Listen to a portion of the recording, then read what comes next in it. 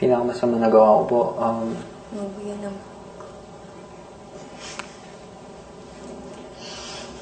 sandali lang po, mag-iisip lang po. Bakit kailangan mo pang isip? Hindi, ine-evaluate ko lang po yung sarili ko simula una hanggang ngayon. Kung ano So, po. hindi mo pa na-evaluate yun? Hindi naman po, para sigurado lang po yun. Kasi po, sabi ko nga na kung magde-decide ka, sana pag-isipan mo muna. Baka magsabi po ako ng isang ganitong bagay, tapos meron pa pala akong maisip mamayang paglabas ko na mas malala pala akong ginawang kasalanan o masama. Sige, mag-isip ka na. In 2 seconds. 1. Sandali lang po, please. May kuryente yung inuupuan mo. Kung di mo lang yung specific action, hanggang ngayon, ano yung masasabi mong pinakamasamang ano pa rin, ugali ni Hermes Eugene Bautista? Yeah. Pero magkaiba yung question, ha? Iba yung ugali Iba sa daw, ginawa. unahin mo daw yung nagawa mo. Ginawa mo na. Siguro po, yung pinakamasama na nagawa ko, yun nga, yung simula una, hindi ako nagkaroon ng lakas ng loob na sabihin minsan yung mga gusto kong sabihin sa mga kasama ko. Siguro, sa part na yun, nag-play safe din ako, naging plastic din ako. Na kagabi ko lang na-realize na mas magaan pala yung pakiramdam kapag nasasabi mo yung gusto mong sabihin na hindi mo iniisip mo nung iisipin nila, basta importante. Yun nga, nasabi mo yung gusto mong sabihin tapos napanindigan mo yung sarili mong desisyon kahit taliwas sa majority ng mga kasama mo. So, magaan ang pairing mo ngayon? Opo, ang gaan-gaan po. Dahil ba nabasagan ka ng itlog, kaya nangyari yun? Hindi po. Kasi So what caused it? yung self-realization lang po. Kagabi na nangyari? Opo.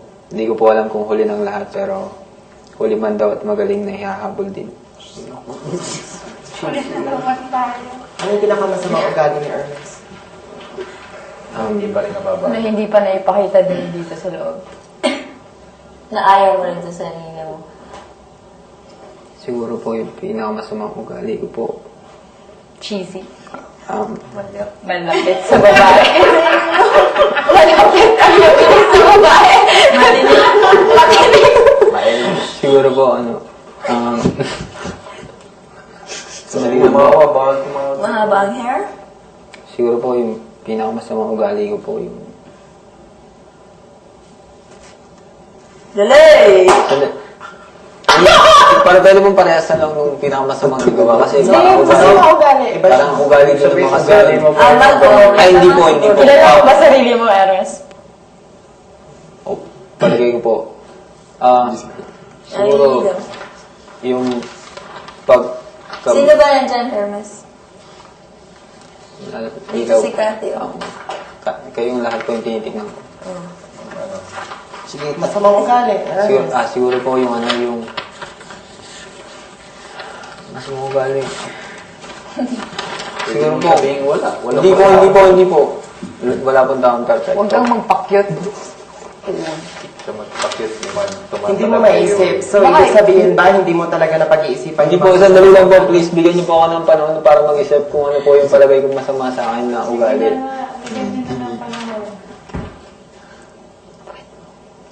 Sinakyan mo lang ba si Jason at si Melissa kahapon dahil nabasag na yung itlog nila? Hindi po kasi hindi naman po nila ako in-influensya nung nag-decide ako. Ba't hindi mo alam mo na o feeling mo na kailangan nilang mag-open forum, ba't hindi mo sinabi sa lahat at kinumbinsi kung alam mo na tama yon? Sinabi ko naman po sa kanila. Pero hindi mo tinuloy. Sinabi ko nga. Hindi ka pinaniwalaan. Oo, hindi ako Ano ang feeling mo nun? Tapos sabi ni parang Paul Jake, sabi niya, pwede na, what's one day, pwede naman natin gawin yan bukas o mamaya pag-alis Anong nila. naramdaman mo nun? Sabi ko, kasi sa sarili ko, palagay ko, yun yung kailangan namin gawin nung time na yun. Na, kasi palagay ko, hindi naman yun yung tower, yung gera nga. Yun yung sa sarili namin. Parang ganun. Tapos sinabi ko naman din sa lahat. Tapos, pag si Paul Parang- parang nagsasabi sa inyo, Hindi. sunod naman kayo. Kaya, ako naman nag-start nun, di ba? Sinabi ko kay Melay, tapos parang, yun nga, sabi rin naman ni Melay, ganun din palagay niya. Kaya, Tapos sabi, nakalimutan ko kung sino nagsabi. Sabi, sige, umpisahan mo. Yun nga, inumpisahan ko naman. Sinabi ko kay Johan nga ganun. So, nag-usap kayo kagabi? Opo. Ano, what Sinabi ko did naman you, po. ano yung outcome pagkatapos nag-usap-usap Yung mga kayo? Ano nasabi yung nila na-realize ninyong lahat? Sa akin po kasi na hindi siguro unang-una matitest talaga. Naalala ko kasing kwento ng dalawang magkaibigan na nasa gubat po pero hindi ko nakukwento. Huwag na lang. Sige. Pero mabilis. Maawa ka sa amin. Hindi, meron naman pong lesson. Hindi po to joke. Meron dalawang matalik na magkaibigan. Simula bata, best friend sila. Tapos, nag-camping po sila sa malaking leon. Tapos sabi nung kaibigan B, Narinig mo bigla na- pong, sige. Sila po sila. Bigla pong tumakbo yung kaibigan B para iwanan yung kaibigan niya. Tapos lumapit yung leon sa kaibigan A. Tapos sabi nun, pagkaalis po ng leon, hindi po sinaktan yung kaibigan A. Tapos bumalik si kaibigan B. Sabi niya, anong sinabi ng leon sa'yo? Sabi po ng leon daw, sabi ni kaibigan A, huwag magtiwala sa kaibigan na iiwanan ka sa oras ng kapahamakan. Yun po. So, palagay ko po, pagkatapos ng open forum kagabi kung nagkaroon man, kahit konti. Sabi mo nagkaroon. Opo. Pero hindi po lahat kasali. Sino yung ano? Sino hindi kasali? Sandali lang po. Hirap huminga. Ganito po. Uy! Ngali ambulansya nandyan sa Opo. labas. Kasi po, palagay ko, matetest lang yung totoong pagkakaibigan. Kung matatanggap yung mga negative na feedback ng isang palagay niyang kaibigan sa kanya na ganun po, yung palagay ko, yun po yung sorry. Sino yung Sinong ano? wala? Sinong wala sa open Sino hindi forum? kasali sa open forum kahapon? Kasi po, hindi naman talaga nangyari, konti lang na may Sino ang yung wala? sorry. Siguro, kasi nung time po na yun, parang medyo may gera, tapos umatake din kayo, tapos nagko-comment din kayo sa mga sinasabi namin. So palagay ko yung iba na pupersa lang na magsalita, na parang, Kathleen, bakit pinapakasama mo pa si ganito, naiirita ka naman pala sa kanya, si kay Mariel. Tapos nagko-comment si Mami Kat.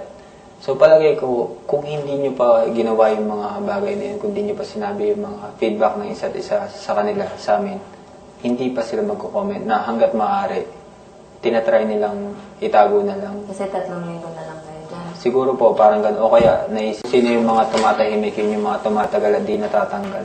Yun po. Sa palagay mo, kung sa palagay mo mali yung iniisip nyo na may gusto kaming iparating sa inyo, sa inyong tatlo nila Melay, na mali yung naging desisyon nyo na Siguro po, bumitaw, basagin yung itlog.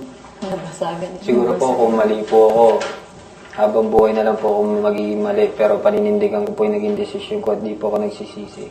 Hindi ka magsisisi, pero yun lang, paninindigan mo, hindi ka man lang hihingi ng pasensya doon sa mga kasamahan mo na nagkamali ako. Babayaran na. Babayaran mo na yun. Pag Nagkamali ka. sinabi ko naman po yun, nag-isip naman po ako bago ko po sabihin. So, lahat ng bagay na babayaran. Hindi po totoo yun. Basta ganun nga lang, Hindi po. tanggap mo na lang. Hindi po. Huwag mo nang bayaran. Kung nagkamali man po ako, halimbawa po, yung mangyari, manalo yung weekly task dahil hindi natumba yung tower.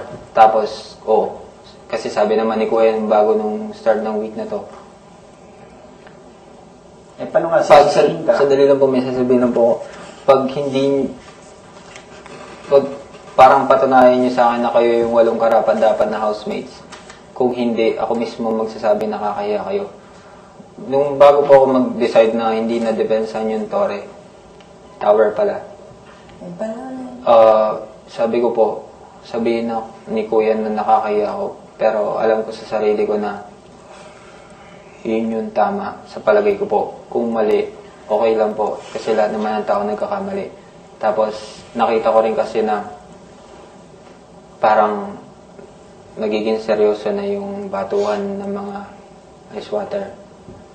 Tapos, may mga babae pa sa inyo sa taas na sabihin na po natin na halimbawa, hindi natumba yung tower na nangyari nga hanggang umaga. Tapos may nasaktan naman po na isa sa inyo, babae man o lalaki. Manalo kami sa task. Kahit na manalo po kami, hindi naman po ako magiging masaya. Kasi po, Kasakit kayo. Wait, may kasi nasaktang tao, tapos hindi naman yun yung talagang resulta nung parang pinaglalaban. Tapos, sabi nga po dun sa book ni paring Paul Jake, page 46 po, Art of War. The true objective of war is peace. bakit kahapon kasi nung nandun ako sa platform, tapos